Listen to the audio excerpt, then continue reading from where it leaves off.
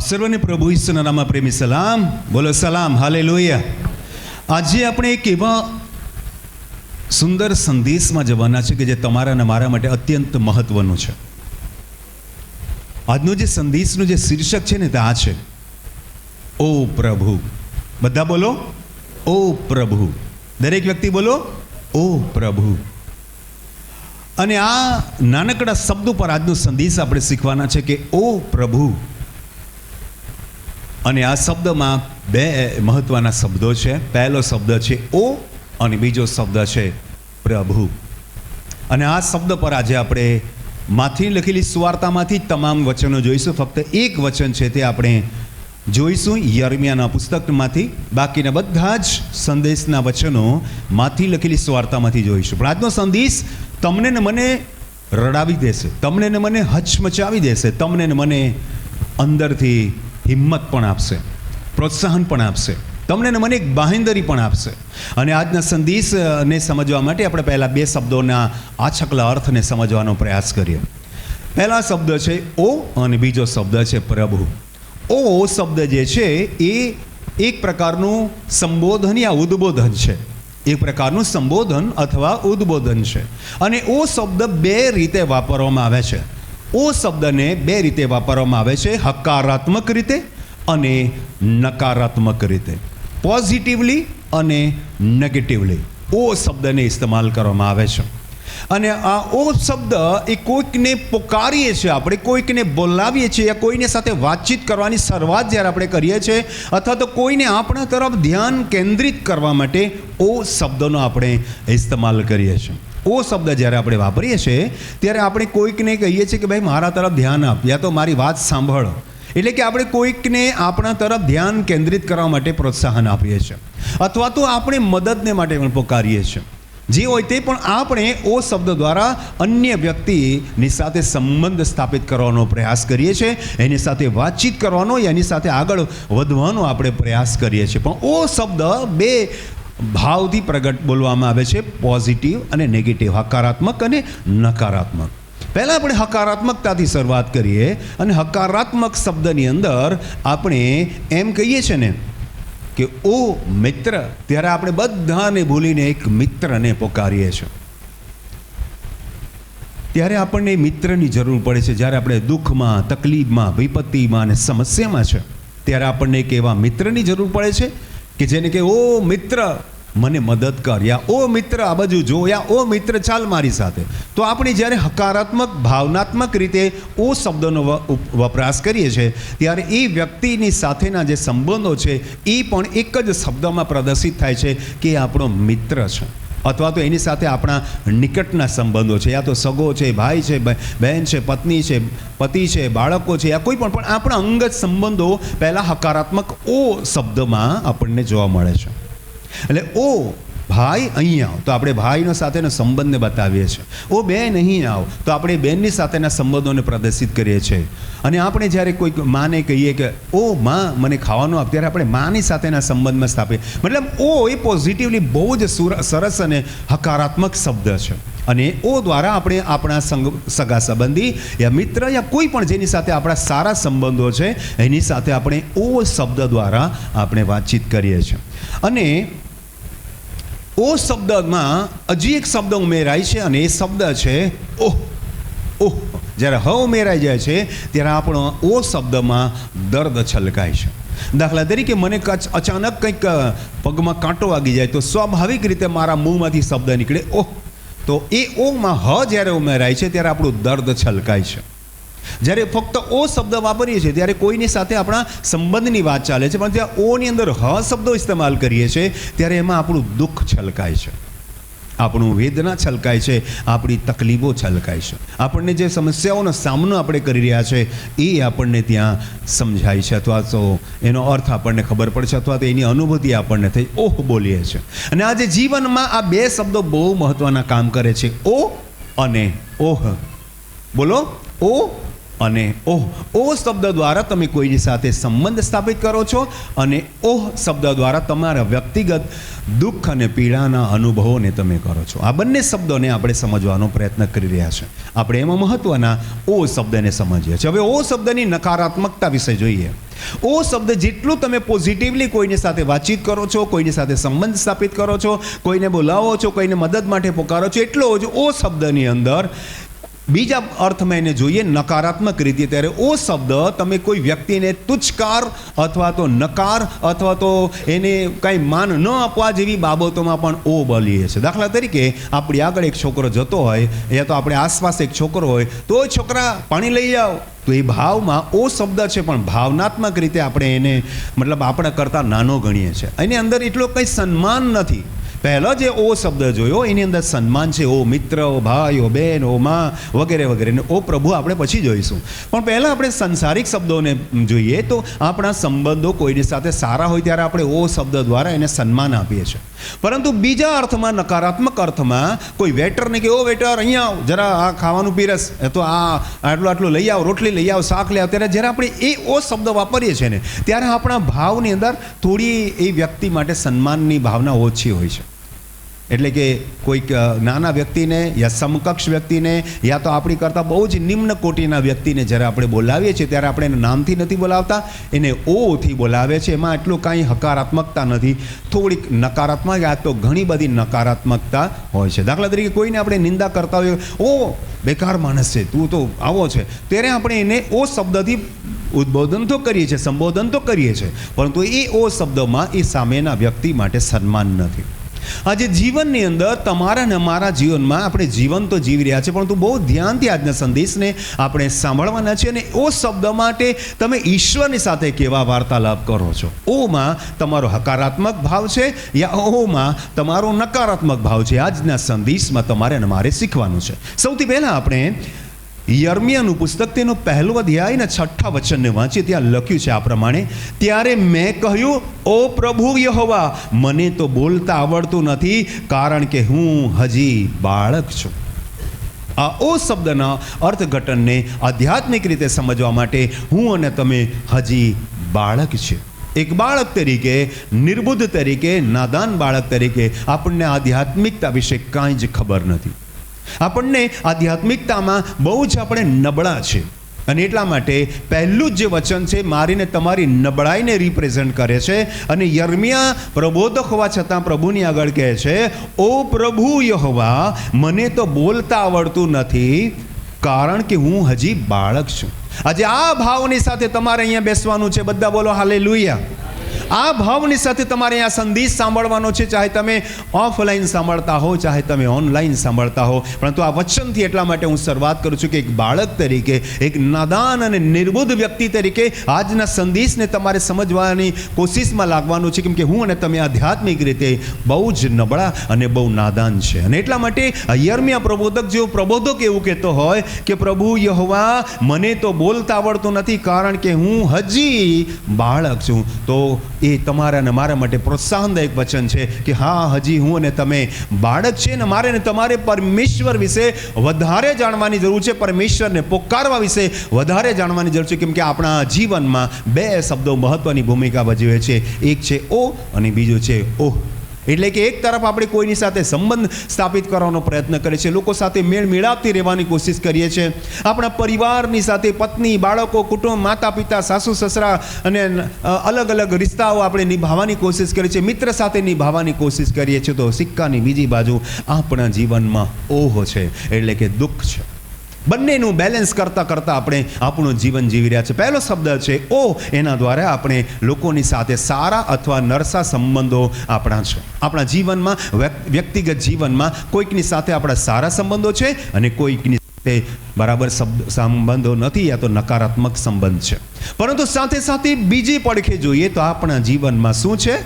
ઓહ છે. ઓહ એટલે દુઃખનો ઉદ્ગાર, દુઃખની ભાવના, દુઃખની અભિવ્યક્તિ છે આપણા જીવનમાં. કેટલાય કોશિશો કરી રહ્યા છે આપણે લોકોની સાથે સંબંધ સારા રાખવાની, પણ આખરે ક્યાંક આપણને ઓહની જગ્યા પર ઓની જગ્યા પર ઓહ મળે છે. અને આ જિંદગી છે. સિક્કાની 2 બાજુ છે. એક તરફ સુખ અને સંબંધો, તો બીજી તરફ દુઃખ અને પીડા. અને આ સંદેશ દ્વારા આજે આપણે શીખવાનો પ્રયત્ન કરીશું કે પ્રભુ, હું તો હજી બાળક છું. અને એટલા માટે પહેલું વચન આપણે પહેલો ભાગ આપણે સમજીએ કે કયા વ્યક્તિએ ઓ કીધું. અને આપણે આજનો જે શીર્ષક છે તમે લખી લેજો. આજનું શીર્ષક છે ઓ પ્રભુ. શા માટે તમારા જીવનમાંથી, તમારા મુખમાંથી, તમારા હૃદયમાંથી, તમારા વિચારોમાંથી ઓ પ્રભુ શબ્દ નીકળવા જોઈએ? એના કેટલાક કારણો આપણે જોવાના છે, કેટલાક પ્રસંગો આપણે જોવાના છે, ને સંદેશને આખરમાં તમારે પણ મારે પણ પોકારવાનું છે કે ઓ પ્રભુ. હાલેલુયા. બધા બોલો હાલેલુયા. અને એટલા માટે આપણે વાંચીએ માથી લખેલી સુવાર્તા, તેનો 8મો અધ્યાય. તમામ હવે પછીના તમામ વચનો આપણે માથી લખેલી સુવાર્તામાંથી જોવાના છે. તો માથી લખેલી સુવાર્તા, તેનો 8મો અધ્યાય અને 1 થી 3 વચન હું તમારા માટે વાંચું છું. અને પહાડ પરથી તે ઉતર્યો ત્યારે અતિ ઘણા લોક તેની પાછળ ગયા. પહેલું વચન તમારા અને મારા જીવનને દર્શાવે છે, તમારા અને મારા જીવનને પણ દર્શાવે છે, અને પ્રભુ ઈસુનો પણ પરિચય આપે છે. લખ્યું છે પહાડ પરથી તે ઉતર્યો. પહેલું જ્યારે પ્રભુ ઈસુનું વર્ણન મળે છે ત્યારે ઉપરથી નીચે તરફ આવી રહ્યો છે. તાળી પાડીએ આપણે હાલેલુયા. એ જ રીતે આધ્યાત્મિક દ્રષ્ટિકોણથી તમારે અને મારે આ વચનને સમજવાનું છે કે પરમેશ્વર સ્વર્ગ રાજ્યમાંથી મનુષ્યનું રૂપ લઈને તમારા અને મારા માટે આવ્યો. તાળી પાડીએ આપણે હાલેલુયા. મનુષ્યનું રૂપ લઈને પોતાની જાતને એણે ખાલી કરી દીધી, અને એટલે લખ્યું છે કે પહાડ પરથી તે ઉતર્યો ત્યારે અતિ ઘણા લોક તેની પાછળ ગયા. બીજો રેફરન્સ છે, બીજો ભાગ સમજાવે છે, એ મને ને તમને દર્શાવે છે આપણે એક ભીડના ભાગ છીએ.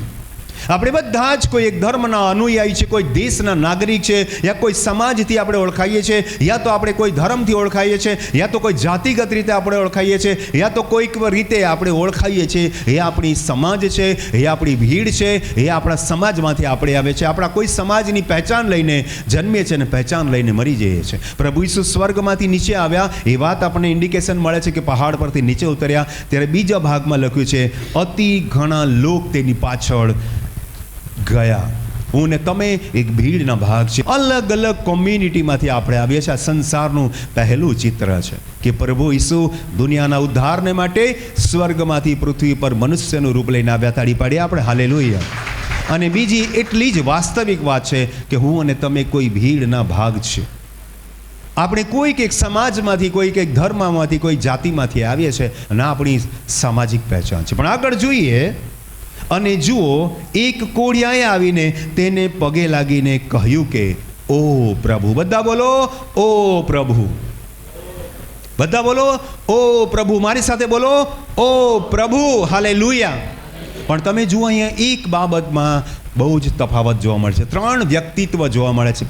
પહેલું છે પ્રભુ ઈસુનું વ્યક્તિત્વ જે પહાડ પરથી નીચે ઉતરે છે અને આધ્યાત્મિક રીતે આપણે સમજીએ કે સ્વર્ગમાંથી આવ્યા. બીજું વ્યક્તિત્વ ભીડની ભીડ છે, લોકો છે, એ આમ જનતાની વાત કરે છે. અને ત્રીજું એક પાત્ર છે, એક અલગ જ દેખાય આવતો વ્યક્તિ, અલગ જ ઉપસી આવતો વ્યક્તિ, લોકો એને ધૃણાથી જોતા એવા વ્યક્તિ તરીકે એક કોળિયાનું વર્ણન આવે છે. હું અને તમે આ સમાજમાં રહીએ છીએ, આપણા ધર્મ, આપણા જાતિ, આપણા સમાજ, આપણી સોસાયટીમાંથી આવ્યા છે, પણ લોકો આપણને હડસેલે છે. લોકો આપણને ઓ એ નકારાત્મક શબ્દથી વાપરે છે, આપણને નકારાત્મક શબ્દથી આપણને ઉદ્બોધન કરે છે, અથવા તો બીજા અર્થમાં જોઈએ આપણા જીવનમાં ઓહ, દુઃખ અને પીડા છે. અને એવા એક વ્યક્તિનું પ્રથમ વર્ણન આપણે જોઈએ છે, એ છે કોળીય વ્યક્તિ. અને આજથી 2000 વર્ષ પહેલાંની વાત છે. એટલે એ જમાનામાં કોળી વ્યક્તિને શ્રાપિત વ્યક્તિ કહેવામાં આવતું હતું. એ જમાનામાં કોળી વ્યક્તિને ગામની બહાર કાઢી મૂકવામાં આવતું હતું, ને જંગલમાં રહેતા હતા, અને ત્યાં ફક્ત ને ફક્ત કોળિયા લોકો જ રહેતા હતા. સારા એક પણ લોકો નહીં હતા. કોઈકને 50% કોળ હોય, કોઈને 70% કોઈ હોય, કોઈને 100% કોળ હોય. અલગ અલગ પ્રકારના કેટેગરી પ્રમાણે હોય. પણ કોળી લોકો એક અલગ જગ્યા પર જંગલમાં વિરાનામાં રહેતા, ત્યાં કોઈ જતું નહીં. આજે મારા ને તમારા જીવનમાં વિરાનો છે. મારા ને તમારા જીવનમાં એકલતા છે, મનથી તૂટેલા છે, ભાંગેલા છે. બહુ બધા લોકો આજે દુખ્યા છે. કોઈને શું પ્રોબ્લેમ, કોઈને શું પ્રોબ્લેમ. ઓ સાથે સાથે આપણા જીવનમાં ઓહ પણ વણાયેલું છે. It is our personal life. આપણું વ્યક્તિગત જીવન છે, આપણું આંતરિક જીવન છે કે આપણા જીવનમાં ક્યાંક ને ક્યાંક એકલતા છે. લોકો આપણને હડસેલી દે છે, સમાજ આપણને હડસેલી દે છે, પોતાના સગા આપણને હડસેલી દે છે. સગો ભાઈ કદાચ આપણો નથી થતો, સગી બહેન કદાચ આપણી નથી થતી. સમાજથી બિલકુલ અલગ થઈ ગયેલા લોકો છે. અને આવા લોકોને માટે સૌથી પહેલી જે જરૂરિયાત છે, પહેલા જે પોકાર છે, એ શબ્દોમાં કોળિયાએ પોકાર કર્યું ઓ પ્રભુ. તાળી પાડી આપણે હાલેલુયા. મારે ને તમારે આજના સંદેશ સમજતા સમજતા, શીખતા શીખતા, સાંભળતા સાંભળતા આપણે વાતની ખાતરી કરવાની જરૂર છે કે દુનિયા મને પ્રેમ નથી કરી રહી, દુનિયા મને કોઈ ને કોઈ રીતે નકારાત્મક રીતે જોઈ રહી છે, સન્માનીય ઓથી નહીં પણ અપમાનીય ઓથી મારો ઉપયોગ મને બોલાવી રહી છે, તો મને નકારી રહી છે. ત્યારે મારે ને તમારે પ્રભુ ઈસુને પુકારવાની જરૂર છે. ઓ પ્રભુ, હાલેલુયા. બધા બોલો હાલેલુયા.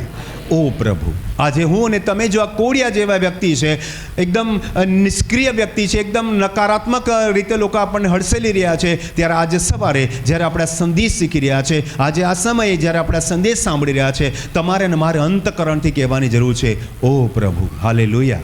અને આ વ્યક્તિએ કીધું, ઓ પ્રભુ, જો તું ચાહે તો તું મને શુદ્ધ કરી શકે છે, જો તું ચાહે તો. આજે આપણે આપણી જીવનમાં આપણી પોતાની ઈચ્છાઓ, આપણી પોતાની મરજીઓ અને આપણી પોતાના આયોજનથી જીવવાનો પ્રયાસ કરીએ છીએ, પણ આખરે આપણે બહુ જ નાસીપાસ થઈ જઈએ છીએ.